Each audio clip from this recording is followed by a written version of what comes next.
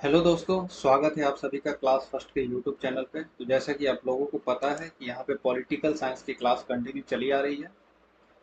Political science की continue class चली आ रही है और आज हम लोग उसी सिलसिले में अगली क्लास करने वाले हैं। आप सभी को मैं बता दूं, जो भी हमारे नए व्यूवर्स हैं उनके लिए मैं बता दूं कि जो पॉलिटिकल साइंस है इसकी दो बुक है क्लास ट्वेल्थ की। पॉलिटिकल साइंस क्लास ट्वेल्थ इसकी दो बुक है।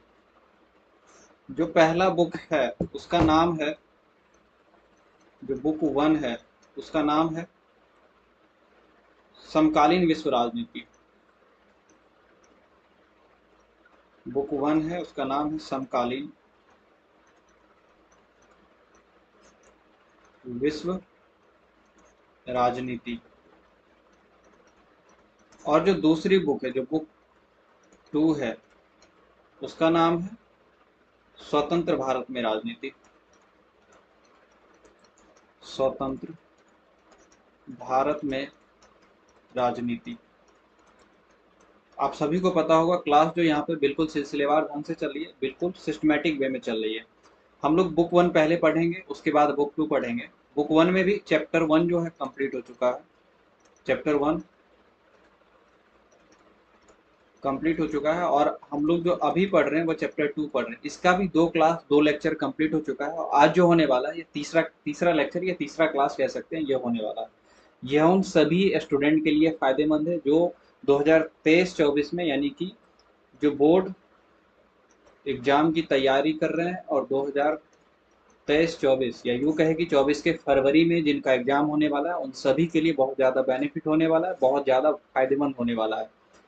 इसलिए मैं कहता हूँ कि जो भी बच्चे हैं वो खुद तो देखिए ही, और जो अपने क्लासमेट है, जो आपके सहपाठी हैं, जो आपके भाई बहन है, जो कजन है, उन सबको भी रिकमेंड कीजिए, क्योंकि मैं बहुत ही अच्छे से, बहुत ही सिस्टमेटिक वे में चीज़ों को समझाने की कोशिश करता हूँ। साथ ही साथ मैं उन शब्दों में, यानी कि जो भी शब्द आता है, कोई कठिन शब्द है तो उसको भी समझाने की कोशिश करता हूँ। अगर आप एक बार देखेंगे तो आपको अच्छा जरूर लगेगा। उसके बाद जो भी हमारे नए व्यूवर्स हैं उनके लिए मैं बता देना चाहता हूँ कि यहाँ जो यूट्यूब पे क्लास चलती है, मंडे टू फ्राइडे चलती है, सोमवार से शुक्रवार चलती है। शाम को 8 बजे पॉलिटी की क्लास हो रही है और रेगुलर हो रही है, इसलिए आपको एबसेंट नहीं करना है। आपको इस सेशन को लाइक करना है, सब्सक्राइब करना है हमारे चैनल को और शेयर कर देना है, और साथ ही साथ बेल आइकन प्रेस कर लेना है, ताकि जो भी आप वीडियो में आता रहे, जो भी वीडियो इस चैनल पे आएगा आपको नोटिफिकेशन मिल जाएगा। और साथ ही साथ कमेंट जरूर करिएगा, ताकि मैं पर्सनली कमेंट पढ़ता हूँ और मुझे अच्छा लगता है, मैं आप लोगों का रिप्लाई भी करता हूँ। एक मैंने वीडियो बनाया कुछ दिन पहले ही, जिसका जो बेस है किसके ऊपर, जो पॉलिटी टर्म होता है, यानी कि जो राजनीति शास्त्र और राज व्यवस्था है, इस तीनों में क्या अंतर होता है। बेसिकली बहुत सारे बच्चे जो हैं उनको ऐसा लगता है कि ये तीनों शब्द एक ही है, लेकिन ये तीनों शब्द अलग अलग हैं, इन तीनों का अर्थ अलग अलग होता है। तो ये वीडियो आप लोग जरूर देखिएगा, और मैं जितना चैप्टर पढ़ा चुका हूँ या जो भी कुछ मैं पढ़ा चुका हूँ उस सबका लिंक इसी वीडियो के डिस्क्रिप्शन बॉक्स में दे दूंगा। साथ ही साथ मैंने सिलेबस भी डिस्कशन किया है काफ़ी अच्छे से, और इंटरनेट पर सिलेबस इस तरह से डिस्कशन किया हुआ नहीं है। और साथ ही साथ मैंने उस ऑथेंटिसिटी को भी बताया है, यानी कि उस सिलेबस में कौन सा चैप्टर हटाया गया है, कौन सा चैप्टर नहीं हटाया गया है, इसका प्रमाण क्या है, ये भी मैंने बताया है और काफ़ी अच्छे से सिलेबस डिस्कशन किया है। तो जो भी हमारे व्यूवर्स हैं, जो बच्चे हैं, जो नहीं देखे हैं, वो जा करके एक बार जरूर देखिएगा। तो बातें हो गई, अब हम लोग अपनी क्लास की तरफ मूव करते हैं। हम लोग सबसे पहले ये देखते हैं कि हम लोगों ने पिछले क्लास में क्या पढ़ा था, यानी कि मैंने आपको पिछले क्लास में क्या पढ़ाया था। जो सोवियत व्यवस्था कैसी थी। सोवियत व्यवस्था उस समय दुनिया की दूसरी उन्नत व्यवस्था थी। अगर अमेरिका पहले नंबर पे था तो सोवियत संघ दूसरे नंबर पे था, और इसके आसपास कोई और देश नहीं था। बहुत ही उन्नत व्यवस्था थी वहाँ की।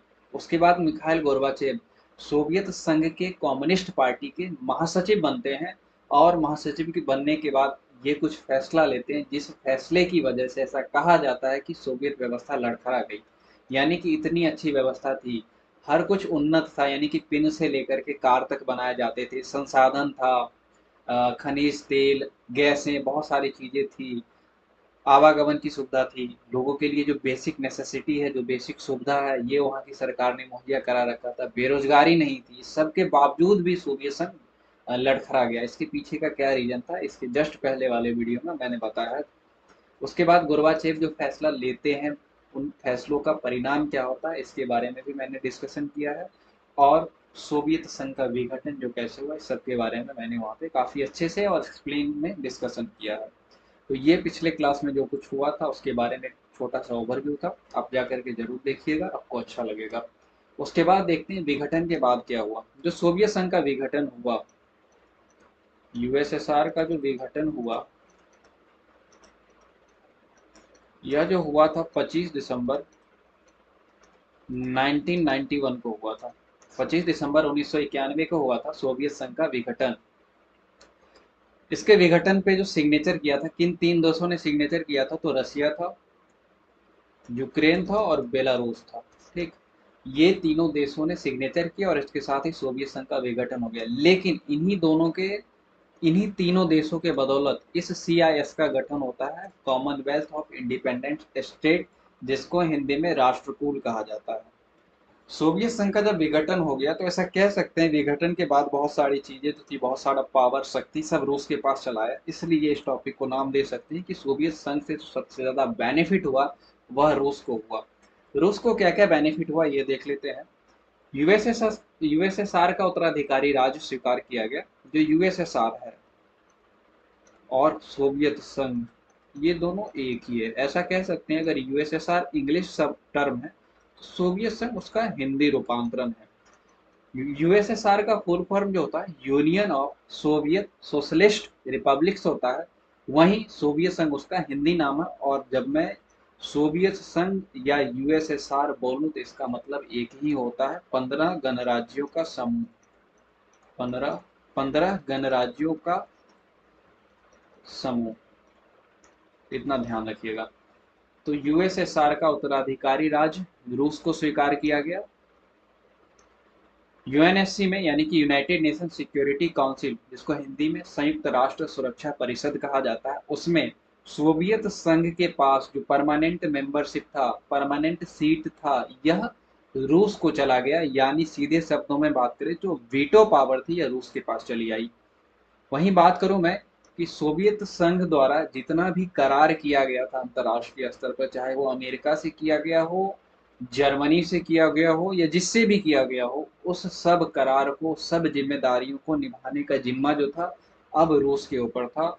और जितने सारे परमाणु हथियार थे ये सब रूस अपने पास ले आता है और रूस को परमाणु संपन्न स्टेट का दर्जा दिया जाता है।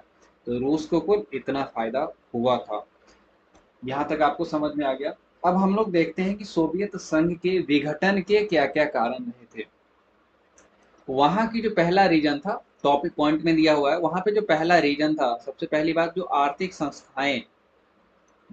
संस्थाएं थी और जो राजनीतिक संस्थाएं थी ये काफी कमजोर हो गई थी। और इनके कमजोर होने के कारण ही वहां की जो जनता थी उनकी इच्छाएं पूरी नहीं हो पा रही थी, ये रीजन था। उसके बाद जो अर्थव्यवस्था थी बहुत ही सालों से बंद पड़ गई थी, या यूं कह सकते हैं कि धीमी पड़ गई थी। इसके पीछे का रीजन ये था कि जो सरकार थी वहाँ की, वह सबसे ज्यादा ध्यान दे रही थी या अपने संसाधनों का सबसे ज्यादा उपयोग कर रही थी सैन्य सामानों को बनाने में या परमाणु हथियार बनाने में। जो हथियारों का होड़ शुरू हो गया तो उस पर ज्यादा खर्च हो रहा था, इसलिए जो दूसरी अन्य जरूरी चीजें थी वह सही तरीके से काम नहीं कर पा रही थी, जैसा कि मैंने सोवियत व्यवस्था में बताया। उसके बाद सोवियत जनता अपने शासक को बहुत ही शक की निगाह से देखने लगी थी, क्योंकि वहां के शासक भी जनता के प्रति जवाबदेह नहीं रह गए थे। वह युद्ध में उलझे हुए थे, या ऐसा कह सकते हैं कि अपना पावर, अपना प्रभाव दिखाने के लिए बिजी थे। उसके बाद अपने संसाधनों का अधिकांश इस्तेमाल सोवियत संघ ने परमाणु हथियार बनाने या फिर सैन्य सामानों पर खर्च करने में उपयोग कर दिया, और वहां पे और आर्थिक व्यवस्था धीरे धीरे कमजोर होती चली गई। उसके बाद बात करते हैं जो पूर्वी यूरोप के देश थे उन पर सोवियत संघ ने अपने संसाधनों का अधिकतम खर्च किया। रीजन क्या था, जो पूर्वी यूरोप के कुल 9 देश थे इनका लगाव पश्चिमी यूरोप से ज्यादा था, और ये देश पश्चिमी यूरोप की तरफ या अमेरिकी खेमे में ना चले जाएं, इस वजह से उन देशों पर नियंत्रण रखने के लिए सोवियत संघ ने काफ़ी ज़्यादा संसाधन खर्च किए और काफ़ी ज़्यादा सैन्य खर्च किए। इसी वजह से भी और सोवियत व्यवस्था लड़खड़ाई और विघटन की ओर बढ़ चली थी। उसके बाद जो पश्चिमी देश काफ़ी ज़्यादा तरक्की कर गए थे, इसके बारे में सोवियत संघ के जो नागरिक थे उनको पता चल गया। खासकर अगर मैं बात करूँ, मान लीजिए यह ईस्ट यूरोप है यानी कि पूर्वी यूरोप है, और यह वेस्ट यूरोप है यानी कि जो पश्चिमी यूरोप है। वैसे यूरोप का स्पेलिंग ई से शुरू होता है, ठीक। यह ईस्ट यूरोप है और यह वेस्ट यूरोप है। तो ईस्ट यूरोप के लोगों को जानकारी बढ़ी कि यहाँ की अर्थव्यवस्था काफ़ी अच्छे से तरक्की कर रही है, यहाँ के लोग काफ़ी अच्छे से रह रहे हैं, काफ़ी आनंदमय जीवन है। जो चीज़ें हैं, सिर्फ सैन्य सामानों पे ही संसाधनों का खर्च नहीं हो रहा है, बल्कि जो वहाँ की जनता की लाइफ स्टाइल को बढ़ाने के लिए, लाइफ स्टाइल को अच्छा करने के लिए भी संसाधनों पे खर्च किया जा रहा है। और ये सब जानकारी पूर्वी यूरोप के देशों को पता चल गई। इस वजह से भी पूर्वी यूरोप के देशों ने बगावत करना धीरे धीरे शुरू कर दिया। उसके बाद सोवियत संघ का जो प्रशासनिक और राजनीतिक रूप से गतिरुद्ध हो जाना, ये भी एक रीजन रहा था सोवियत संघ के विघटन का। कम्युनिस्ट पार्टी जो 70 सालों से शासन करती आ रही थी, 70 वर्षों से जो शासन करती चली आ रही थी, यह जनता के प्रति जवाबदेह नहीं रह गई थी। लोग कम्युनिस्ट पार्टी से खुद को कनेक्ट करके नहीं देख पा रहे थे, खुद को जोड़ नहीं पा रहे थे। कम्युनिस्ट पार्टी के जो नेता थे, या यूं कह ले कि जो अधिकारी थे, इनको बहुत ही ज़्यादा पावर दे दिया गया था। उसके बाद नौकरशाही व्यवस्था भी काफ़ी बड़े पैमाने पर हावी थी, वो लोगों की सुनती नहीं थी। ये भी एक रीजन था। भ्रष्टाचार कम्युनिस्ट पार्टी के अंदर काफ़ी बड़े पैमाने पर फैल गया था। नेता और अधिकारी ये सब भ्रष्टाचारी हो चुके थे। ये सारे रीजन रहे थे सोवियत संघ के विघटन के। वहीं अगर मैं अंतिम और सर्वाधिक तत्कालीन कारण की बात करूं, तो यह था राष्ट्रीयता और संप्रभुता की उभार। जो सोवियत संघ के, यहाँ पे एक चीज समझिएगा जो मैं समझाना चाह रहा हूँ। जो सोवियत संघ के कुल 15 देश थे, उनमें से 9 पूर्वी यूरोप के देश थे, 5 मध्य एशिया के थे, और एक जो था रशियन फेडरेशन या रशिया था। ये 15 देशों में जो सबसे ज़्यादा चलती थी, हर मामलों में सबसे ज़्यादा चलती थी, वह रूस की चलती थी। और बाकी के जो ये 14 देश थे, यह उपेक्षित महसूस किया करते थे। इनको ऐसा लगता था कि हमारी बातें नहीं सुनी जा रही है या हमें किनारे किया जा रहा है। इसलिए उन 14 देशों की जनता में राष्ट्रीयता और संप्रभुता की भावों का उभार हुआ, जो सोवियत संघ के विघटन होने का तत्कालीन और अंतिम कारण सिद्ध हुआ।